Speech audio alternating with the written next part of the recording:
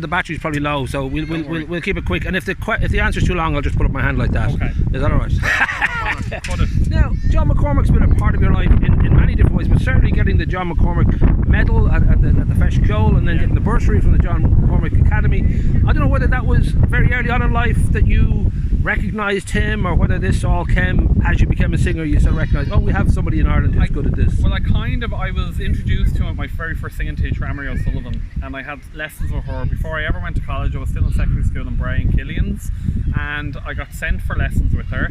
And about 4 weeks in, she said to me, look, have a listen to this tenor, John McCormack. Hadn't got a clue what she was talking about. I had no knowledge of him. And what age were you then, like teenager or yeah, older? I was about 13 or 14. Okay, so I had no real knowledge of him, and I instantly fell in love with his voice and his clarity of text, and there was something that really drew me to him. So from that moment in Glenageary, actually not too far from where he had his final place where he lived, he was in Booterstown actually, where he had his house.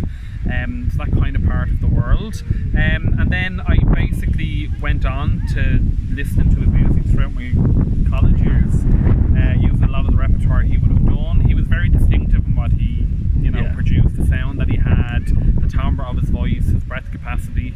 And I always say to people when I'm doing these concerts, I'm never trying, and I never was over the years, trying to replicate the sound that he made. Okay. It's very particular, but I do my best, my interpretation of the same music, but still in keeping in the style of what John McCormack would have had. So I literally followed him throughout my whole career, and to this day I still use lots of his music in my other recitals that aren't the John McCormack songbook. So I don't know whether that was like love at first hear, or whether there was a gradual realisation. There was. It's kind of over time. Some people are a bit like, his voice a bit like Marmite, either love him or hate him. There's kind of no in between with John McCormack, and I think he was such a profound figure for people, especially when he started to do more concert series and he was more of a household name. He was a bit of a kind of a rock star in the opera world. Yay, that's John. And you hear everyone, talking. People that come to my concerts now of an older generation saying, I remember my mother and father playing the LPs, and I have so many vinyls at home that I listen to, that over time I've just grown to love it more and more, and I hear something new when I go back to repertoire from looking at his discography and seeing what I want to put into the next recital. I'm always finding little gems of songs that I either never knew he had done, or I'd skipped past, or I'm listening to it again and coming back to it with a new set of ears. I'm thinking now, when you were 13, the idea for most kids that age, you're just drawn to the latest pop chart thing, whatever it might be, whether it's rhythm and blues or dance or whatever. So for you, was it a family thing? Was it something that you just kind of were drawn to by yourself, that you got into? With what music, is sort of rarefied this particular world? I was the black sheep of my family. All my family were sports.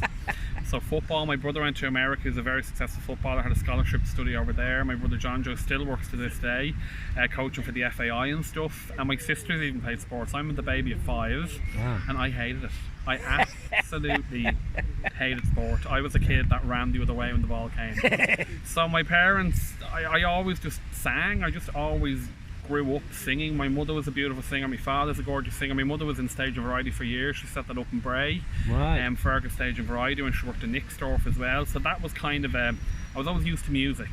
And my grandmother brought me to Bray Musical Society. She was a patron for years, and she got her 2 tickets to opening night every year, and I went with her. And I just loved it. I loved watching what was on stage. I was transformed, and my mother remembers me coming home from the first musical I went to, and my grandmother saying to her, that's what I want to do, I want to do that. And they never they never told me to shut up or put me in a corner and said, no, you'll play football. They really, really nurtured the fact that I love music, and they sent me for singing lessons and classes. I was at Louise Masterson in Bray for years. Greystone's actually just around the corner in Kimberley Road. The hall there used to be a hall there, and we'd rehearse there every Saturday, and I'd have singing, dance and drama with Louise. And she gave me a huge foundation and a real love for the stage, and she really not pushed me, but she gave me a great platform to express myself through music. And I say it to everyone, it's a great way for young kids. I learned it growing up. It's a great way for building confidence, for bringing out the best in a child. A quiet kid. I was a bit of a quiet kid, a kind of an angsty, nervous kid, and that was my escapism. And I was always drawn to it. It wasn't that I was kind of Yeah. It was put to me, or I was made do it. I had the draw to it. I was brought to it. Isn't it? I think it's largely kind of, you know, acknowledged that art, you know, to become an artist, it is sort of, you know, a Clark Kent to Superman kind of feeling that this is another world, and in this world you can fly. Yeah, totally. Would you have sort of recognised that in yourself, or were you wary of stepping into what felt, I'm sure at 13, like a major kind of, you know, a removed... I was terrified in a way, because it's a very exposing thing to sing, and it's a very personal thing, and you are literally using all the emotion in your body to convey music. Even at that young of an age, at 13, I was very aware that I was being moved by this music, and I was putting myself in a vulnerable position. Right. And I was quite nervy, quite afraid. And Anne-Marie O'Sullivan, who I went to, was amazing. She was a great singing teacher, and she really... And now we've got part two. I'm sorry about that, the good old battery. Right. I think we're running there. I'm pretty sure we're running. I'll make sure. Yes, we are indeed. You were telling me that you hate people, and that you got into music as revenge against the world. Absolute revenge against everyone, my family and friends. I'll show them. In terms of the fear you were talking about, it never really hit me until I went to... I didn't know what I was letting myself in for until I went to study in college, and people said to me, I didn't know the potential that I had. Right. And then when I went to do the festival, and I had... Everyone kind of has their year at the festival. It's kind of... there's always the one person that does really well, and you're always wanting to be that person. And I luckily had that year. Oh God, it was 2008, 2009 maybe a little bit before that.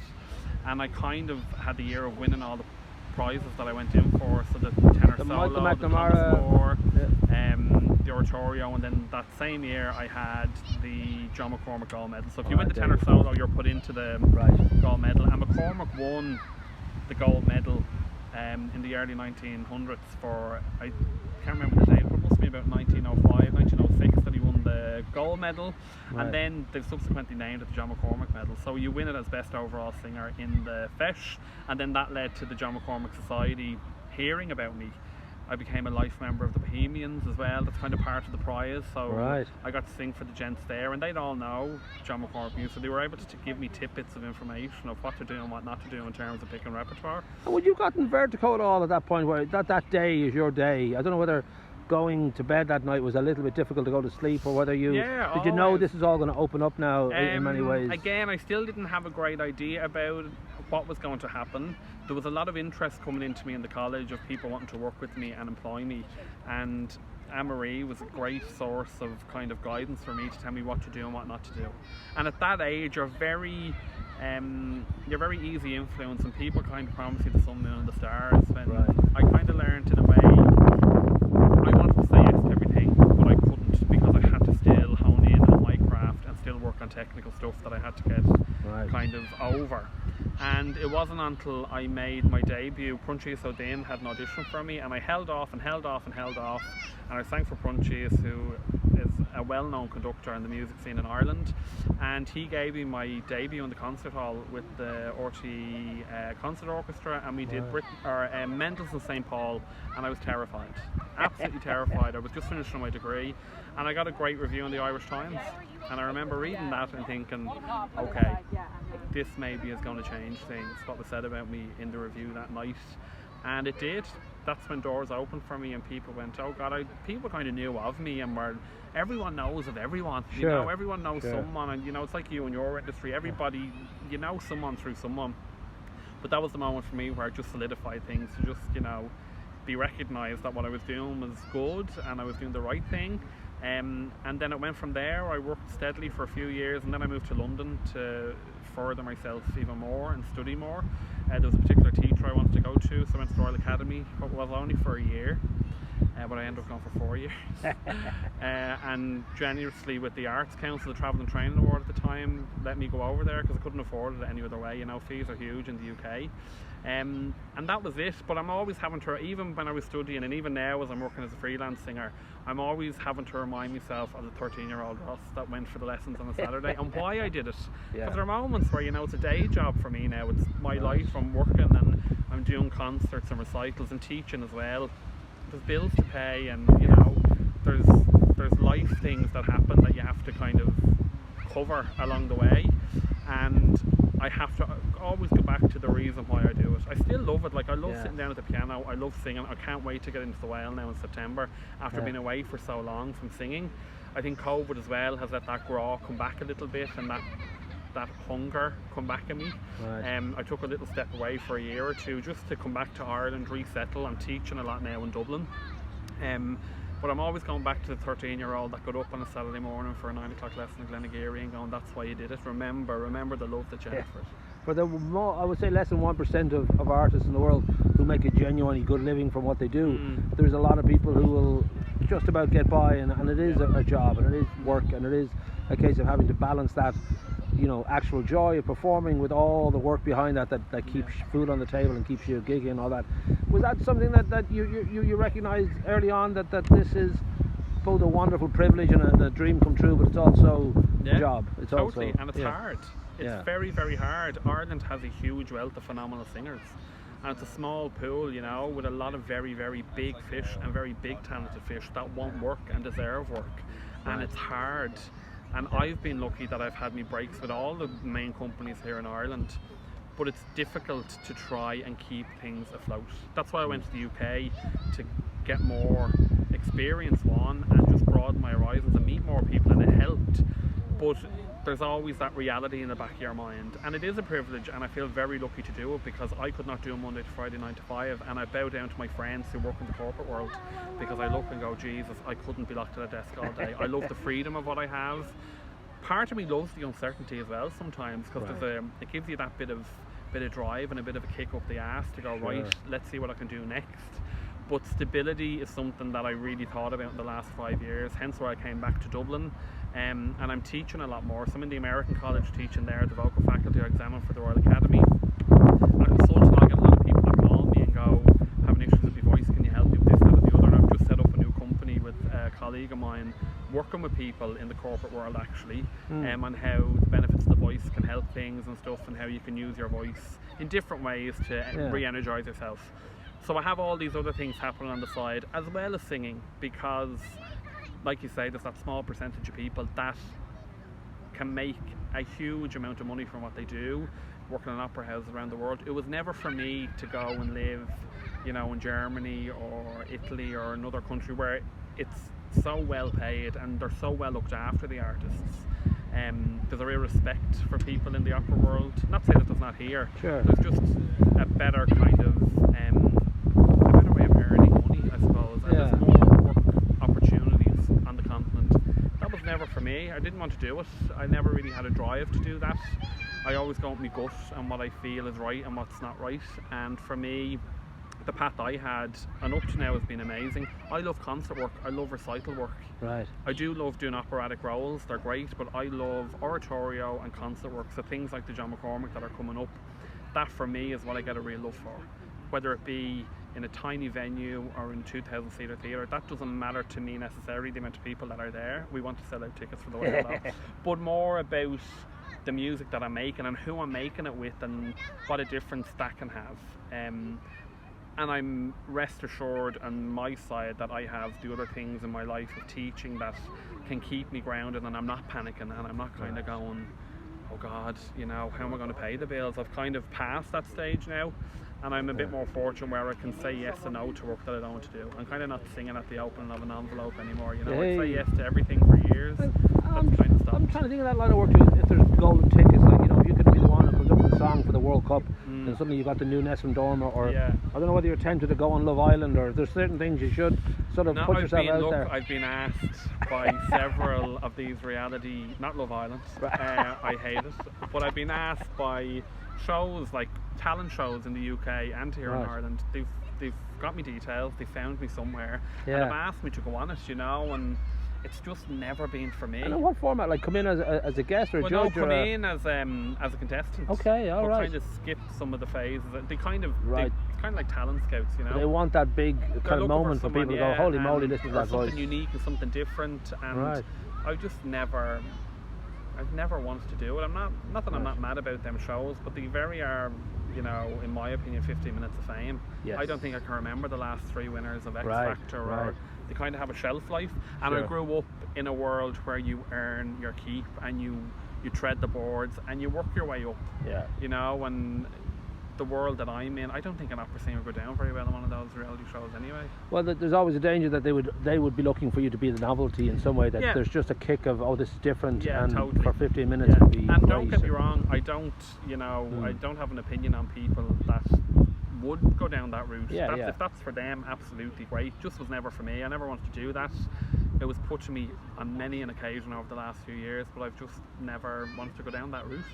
When you think about the crossover, for a lot of people, you know, and I always go by the Ray Charles thing, there's only, like, music's got soul or it hasn't got soul, the genre doesn't really matter. I mean, I don't know, for you, there was that sort of, you know, kind of other side where you were listening to stuff that's in the charts, or whether you were so in love with what you're doing, it just didn't really get time to go off exploring? No, I'm very influenced by lots of different music. So I grew up on musical theatre. I ended up going down the classical and opera route, so working as a full-time opera singer. My love for musical theatre has always been there, and it's actually what I'm doing a lot of now, teaching musical theatre. But I would listen to everything and anything, really. I think it's really nice and important. I always say to students of mine, listen to other forms of music, different genres, different artists, and see what's out there, see what kind of floats your boat. You're a big thrash metal fan, right? Oh yeah, hardcore. Yeah, absolutely. Heavy metal all the way. I thought I could hear the squeak of leather when you were walking. Yeah, totally. But yeah, my choices would be varied and quite eclectic.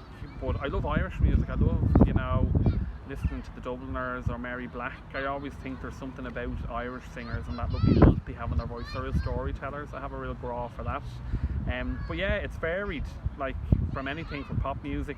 I did a lot of listening to gospel music over the years because I ran the Bray Gospel Choir, so I have to do my research on that, and working with the Dublin Gospel Choir, that kind of brought me down another route of music. I'm all for the music that I would have done on a daily basis in rehearsals is so intense, and it's so heavy on the voice and the body and the mind that actually sometimes you need to just put on Thrash metal. a bit of ABBA or thrash metal all the way home in the car. Something that will just switch you off that you don't have to think about. Sure. Yeah. I need some sugar and, you know, whatever it might be after a heavy diet of roughage and all the rest. Absolutely. Have you kind of, it's a very different, when you were even 13, it's a different world when it comes to the recorded music and trying to put, you know, music out there. That's something that anyone can do now. You can just put up on SoundCloud or Bandcamp or whatever. But given that you have an amazing voice, I don't know whether you've toyed with different possibilities there, especially, I guess, if you're thinking, what would people, you know, react to or get a good kick out of? Or I've always been asked, have you got an album? When are you doing an album? Are you going to record something? Over the years, I've appeared as guests on different albums for people, or CDs, or done vocals in some capacity for them. It's an expensive thing to do if you want to do it. Right. I've never really had the reserve of cash on the side to, you know, throw 10, 15 grand into an album. Yeah.